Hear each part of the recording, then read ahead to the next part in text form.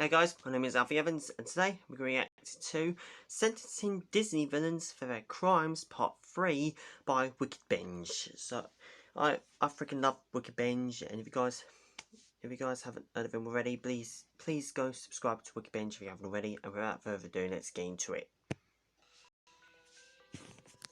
Disney Silver Age, the films the studio released from 1950 to 1967, is fondly remembered for many things. The animation, the influence taken from classic literature, and the pivotal role it played in saving the company are just some of the era's most notable elements. One that seems overlooked is the fact that this was the era where the Disney villains came to prominence. Maleficent, Cruella, Captain Hook, Shere Khan, it was this point in time where the villains start to become just as memorable as the heroes, if not more. While we all love a good Disney villain, one question is burning on our lips. How well would these foes stack up against a court of law?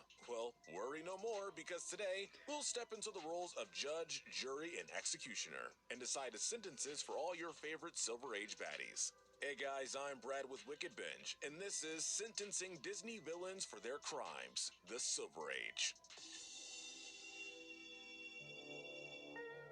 Before we start handing out verdicts, we're going to set a few rules for the uninitiated. First, this video is merely meant for entertainment purposes and not necessarily indicative of what sentences these characters would earn if they existed in the real world. So if you're coming to this video for legal advice, we're sorry to say that you've ended up in the wrong place. Second, to add some fun to the rulings, we're not going to merely judge characters' crimes based on modern standards, but also look at how they'd be treated in their time periods. Finally, we won't be taking anything from the direct-to-DVD Disney sequels into account. While several of these characters were indeed featured in follow-ups, whether or not these films are truly canon varies from person to person.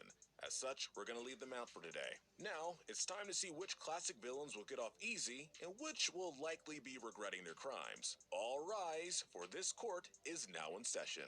Starting us off, let's look at the villains of the canine classic 101 Dalmatians. First on the docket are Cruella's bumbling sidekicks, Jasper and Horace. While these lackeys are about as smart as most evil minions in the Disney canon, their crimes are nevertheless pretty heinous and notable. The first charge is breaking and entering, which they do after breaking into Roger and Anita's residence to take the Dalmatians. This directly leads to their next offense, kidnapping. Or As the film dognapping. progresses, their numerous attempts to apprehend the pets make them guilty of animal cruelty, and, of course, their involvement in Cruella's evil plan would give them the offense of aiding and abetting. Can't we see the rest of the show first? No, you Looking at their can't. crimes as a whole, we ultimately believe that Jasper and Horace deserve 20 years in prison for their actions. Now You can finish watching your show in the prison cell, mate.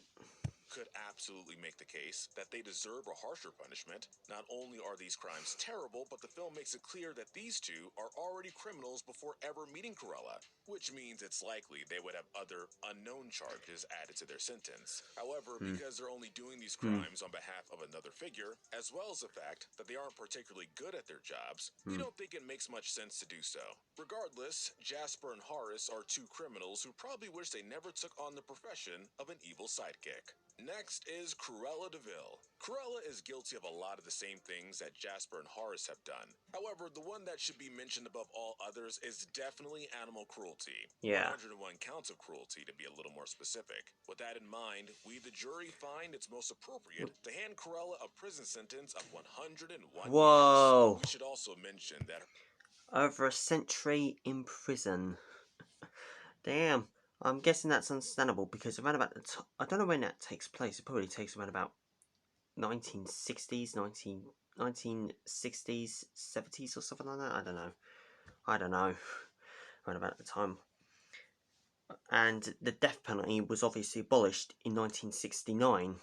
So they couldn't give it a death penalty since it was abolished in 1969. So that's an understandable punishment. extremely reckless driving habits could warrant an additional charge, but when you have over a century of prison time to look to, we felt that it was overkill in this case. In addition to that, since Corella's whole goal was to use the Dalmatians for her line of coats, it's entirely possible that she would get an even worse ruling for all the other instances of animal cruelty. As she says in the film, she loves fur, so it's likely other animals have suffered because of her. Now, what have we here? In conclusion, you can't spell Cruella without the word cruel, and it's Yeah. that exact offense that gives this villain 101 years in the doghouse. The next film on the podium is Arthurian legend, The Sword and the Stone. We'll only be discussing one character from this film, and that is Madame Mim. An important thing to know regarding this character is that she is in fact a witch. This alone makes her a pretty notable criminal, as magic and witchcraft were not taken lightly during the Dark Ages, the time period this film takes place in. Beyond that, Oh no. Madame Mim tries her best to take out the young Arthur, which means attempted murder can also be added to her list of offenses. She also holds him hostage, forcing the wizard Merlin to take action to save him. She was going to destroy me. Even after that, she again attempts murder during her wizard duel with Merlin, like when she transforms into a crocodile for the sole purpose of eating him. When you look at her crimes, especially in the era the film is set in, it becomes blatantly obvious that Madame Mim should receive our first instance of the death penalty. Ooh, As we said yes. earlier, the witch hunt was a major element of the Dark Ages, and those who were suspected of being witches were quickly tried and executed.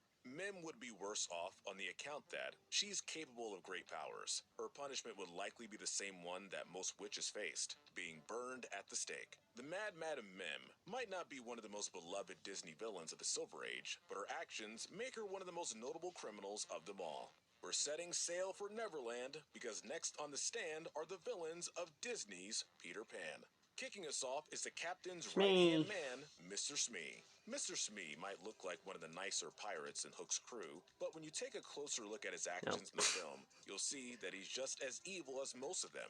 First, being an evil sidekick, he's of course guilty of aiding and abetting the main antagonist. In the film's climax, he also participates in the crew's kidnapping of the children. And since he's a pirate, we can go ahead and put piracy down as well. It's nice to see you smiling again. Between these three crimes, we think it makes sense for Mr. Smee to spend 25 years in prison. Much like Jasper and Horace, we'll be a little lenient on him because he's a little more than a minion. Besides that, his offenses are also lighter than what those two had done. Still, Mr. Smee is just as dangerous of a pirate as the majority of the members of Hook's ship. Don't let that smile fool you. Next is Captain Hook. Captain Hook is a pirate, so right out of the gate, he's guilty of piracy in the same way Smee is. He's also guilty of kidnapping, as well as attempted murder, which is seen in the film as he tries to destroy Peter Pan.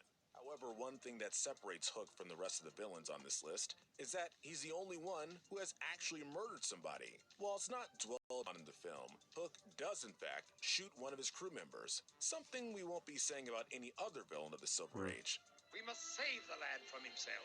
And all because his singing annoyed him. With that kind of reaction, it makes you wonder just how many others have fallen before this captain.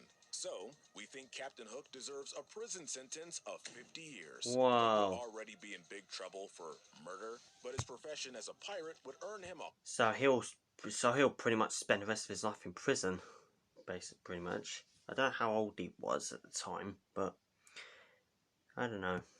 harsh punishment on top of that. If Hook lived during the days of pirates, he might even be doing more than wasting away in a jail cell. He could have been sent to the mines and endured a life of indentured servitude. Regardless of his punishment, one thing is for certain. This captain isn't going to be sailing anywhere anytime soon. Next is the fairy tale classic Cinderella. First, we have Drizella and Anastasia. If I switch to iPhone, will I support from Apple? Absolutely. If you ever need it, you can get help from Apple Pros. Right on your iPhone, you can call, chat, send us a tweet at Apple Support, or use the Apple Support app. And no one cares.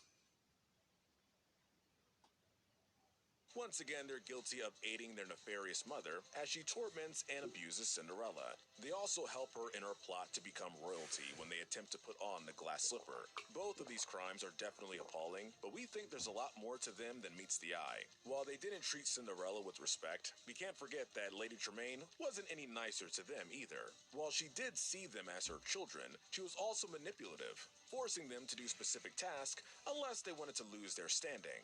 Now you two listen to me. When you look at them with that kind of context, you would also agree that they need a nice round of community service. Anastasia and Drizella might be henchmen, but they don't have the... Well, one of them was able to redeem himself in the third one, which a lot of people don't consider the third one to be canon, do they?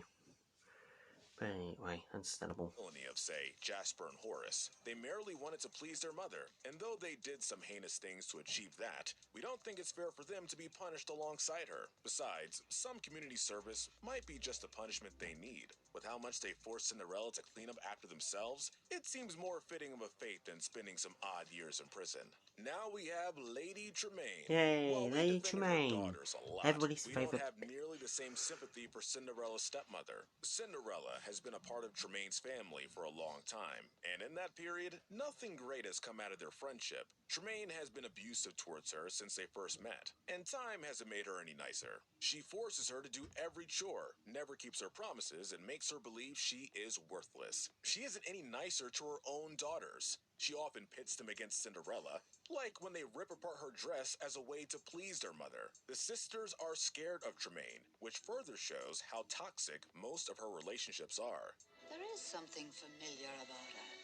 Considering the years of emotional abuse she has unleashed on Cinderella, Anastasia, and Drizella, we think it makes sense for her to earn 30 years in prison. Lady Tremaine is a horrible parental figure, and this leads to all three of her children carrying some sort of trauma. When you look at it that way, it seems only right that this wicked stepmother should be locked away for a long time. For the rest of her It's life. time to take a trip to the jungle, as our next cases belong to the ferocious foes of the Jungle Book. Let's start with Kaa. Kaa only does one criminal act, but despite the lowest count of any character discussed, it's a horrific one to have. Kaa repeatedly tries to eat Mowgli, which means he has effectively engaged in attempted murder. For this, we think it's appropriate for him to get 10 years in prison. While we can't say we know how a snake would fare in a cell, we can't imagine it would be a great experience for someone like him. He could get a worse sentence, but since he's pretty bad at what he does, failing to actually eat Mowgli twice, we don't think that's necessarily appropriate in this case. I'll be right down. But whatever the decision, we can all rest knowing that the only thing Kaa will be eating in prison will be coming off a plastic plate. Next is the cunning and charismatic Shere Khan. Being a tiger, Shere Khan is one of the most dangerous animals in the entire kingdom. As such, it comes as no surprise to find out that he's one of the most dangerous villains to come out of the Disney Silver Age. Like Kaa, he's guilty of attempted murder, but not just for trying to kill Mowgli. He also attacks Baloo in the final act, which also means this tiger is guilty of assault. You're trying my patience. In addition, his manipulation of Mowgli would add a charge of child endangerment. With how much he hates man, it could also be inferred that he has actually murdered other humans before the events of the film, although that is merely speculation. Given his violent demeanor and vicious actions, we have decided that Shere Khan will be the second villain of the day to earn the death penalty. Shere Khan is a danger to both animals and humans, which is clearly demonstrated in the film, so it's unlikely that his story would get any kind of happy ending. Shere Khan more than lives up to the ferocity tigers are known for, but unfortunately for him, that may have very well cost him his own life. Alright, last but certainly not least, it's time to dig into the Disney gem, Sleeping Beauty. Only one notable villain comes out of this movie, but she's among the most iconic of all Disney villains, and that is Maleficent. Maleficent is a dark fairy capable of great powers. This alone would make her guilty of witchcraft. But unfortunately for her, her sentencing isn't going to get any easier. Maleficent would likely be tried for treason on account of the curse she enacted on the young Aurora. When the spell is made, she would not only be guilty of attempted murder, but also kidnapping, as she holds the princess hostage in her castle. With all this in mind, it's a no-brainer that Maleficent is yet another villain that will give the death penalty. Witchcraft and treason are crimes you don't want to be associated with, and Maleficent does both in the first scene. I shall sleep well. Either one of these would have warranted this punishment, but the fact she does both shows how evil she is. Like Madame Mim, Maleficent's execution would likely come in the form of being burned at the stake. Whether or not that would affect somebody who can literally turn into a dragon is up for debate, but it remains the most obvious fate. Maleficent is often considered one of Disney's most vile antagonists, and when you look at her crimes and the punishment they earn her, it's hard to argue against that. Whether or not she's your favorite villain, she's most definitely the darkest villain to come out of the Silver Age, and her punishment is reflective of that. Alright folks, court is adjourned. Okay,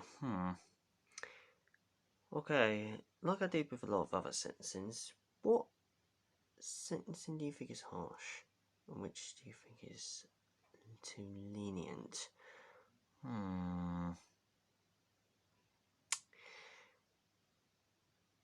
I don't know what sentence was too lenient, but of course two of Cinema's sisters were had sentences that were too lenient.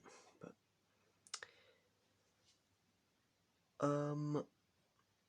I think the harshest sentence has to go to either the three that have been sentenced to death, obviously.